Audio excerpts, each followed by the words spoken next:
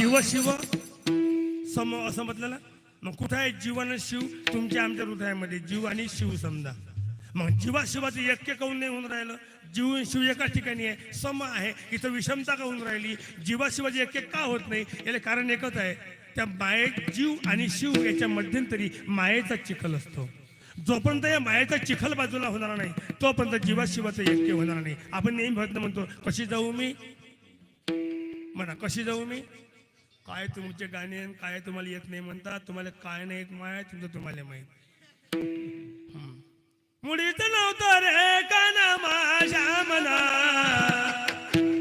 अशा बाया म्हणते आली भजनारी हे नवीन निघालं भजन अशा चाललं गणपती भर दुर्गा हेच भजन होते होती लागन तर मकानात, पण तू यासाठी आली वनात. इथंच काय बघ घरात आपल्या काय भजन बस मकानात आली म्हणजे वनात.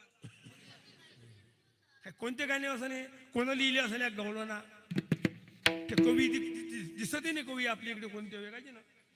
बाईले मोठा हरी गाणे म्हणाचा म्हणा काही वाट नाही म्हणा. तुमच्याचमुळे ते जाग्यावर आहे आणि तुमच्याचमुळे भक्ती मार्ग जरा बरा आहे आणि तुम्ही येता म्हणून जरा तर बरं आहे. माणसाला तर वेळच भेटत नाही पण तुम्ही त्याचा अर्थ करत ना. मुळीच नव्हतं रे काना माझ्या मनात, कायली गेली मग मनात.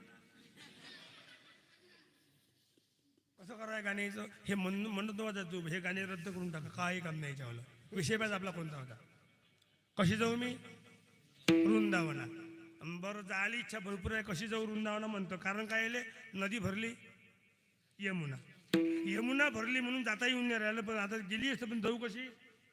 दुसऱ्या कोणतरी बोध केला वाटते जाय बाई वृंदावना. एकच काम कर जायचं असेल तुला तिकडे, कारण देव पहिलं तीर आहे जीव ऐलं तीर आहे. जीवा शिवाचं यज्ञ करायचं असेल ते एक काम कर, सांगलीचा आधार घे म्हणजे हरिनामाची सांगळ. हे हरिनामाची सांगलीचा आधार घेतल्याशिवाय तुम्ही आम्हाला तर भवसागर पार करता येत नाही. साधू संतांचा आधार घेतल्याशिवाय देवापर्यंत पोहोचता येणार नाही. पण देव या विश्वात आहे नाही म्हणता येणार. मी एक लहानचं उदाहरण लक्षात ना. लोखंड असते, लोखंडाला आपण लोहचुंबक दाखवतो. लोखंडाला लोहचुंबक खिचते म्हणजे आकर्षित करते. कधी कधी काय होते त्या लोखंडाला तुम्ही लोहचुंबक दाखवायचा प्रयत्न करा, लोखंडाला आकर्षित करत नाही. याचा अर्थ असा आहे लोखंडावर तर जंग किंवा किचड आहे. जोपर्यंत किचड धुतल्या जाणार नाही तोपर्यंत लोहचुंबक लोखंडाला आकर्षित करणार नाही. जोपर्यंत तुमच्या आमच्या जीवाच्या आणि शिवाच्या मध्यंतरी मायेचा चिखल आहे, ह्या मायेचा चिखल बाजूला केल्याशिवाय ईश्वराची प्राप्ती होणार नाही, त्याची ओळख तुम्हाला होणार नाही. मी कोण आहे हे लक्षात देणार नाही. मी कोण आहे, मैं कौन हूँ? तुकडोजी महाराज सांगायचे पहिले भी मैं था, आज भी मैं हूं, कल और मैं भी रहूंगा. आशा निराशा के बस में नहीं हूं, ये मेरा खेल है मैं जानता हूं. जानते बा पहले भी मैं था, आज भी मैं हूं, कल भी मैं रहूंगा. मैंने भी मेरा पता किसको जल्दी नहीं लगा, मुझे ही मालूम कौन हूं मैं. आज तुम्हाला आम्हाला माहित पाहिजे मी कोण आहे म्हणून.